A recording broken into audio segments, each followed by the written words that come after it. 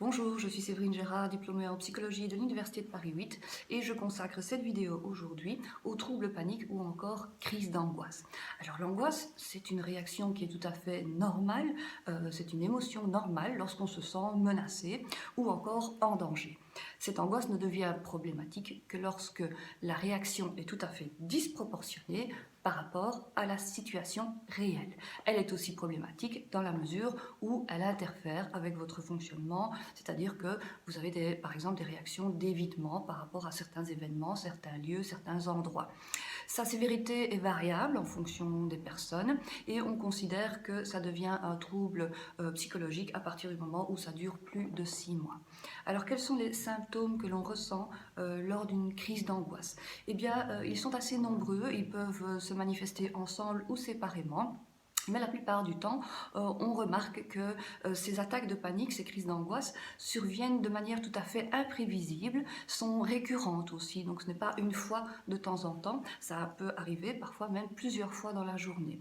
Alors on ressent aussi des difficultés à respirer, ou la respiration qui est plus rapide, des palpitations cardiaques, une sensation de peur intense et incontrôlable, l'impression d'être serré dans un étau, des nausées et voire même parfois la peur de mourir durant ces crises d'angoisse.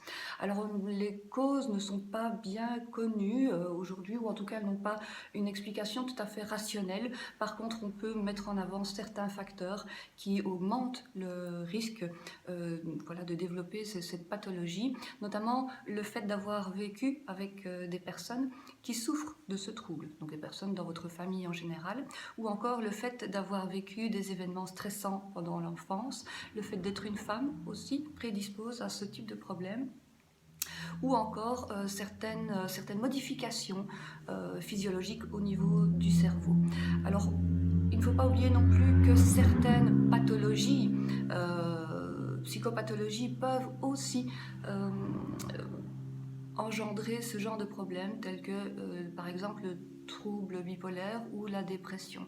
Donc voilà, ce sont des pistes à explorer, à savoir qu'aujourd'hui la meilleure façon de pouvoir prévenir, contrôler et à l'avenir ne plus souffrir de ce genre de problème reste une psychothérapie qui bien entendu met en avant le changement de comportement par rapport à certaines situations qui restent problématiques dans votre fonctionnement quotidien.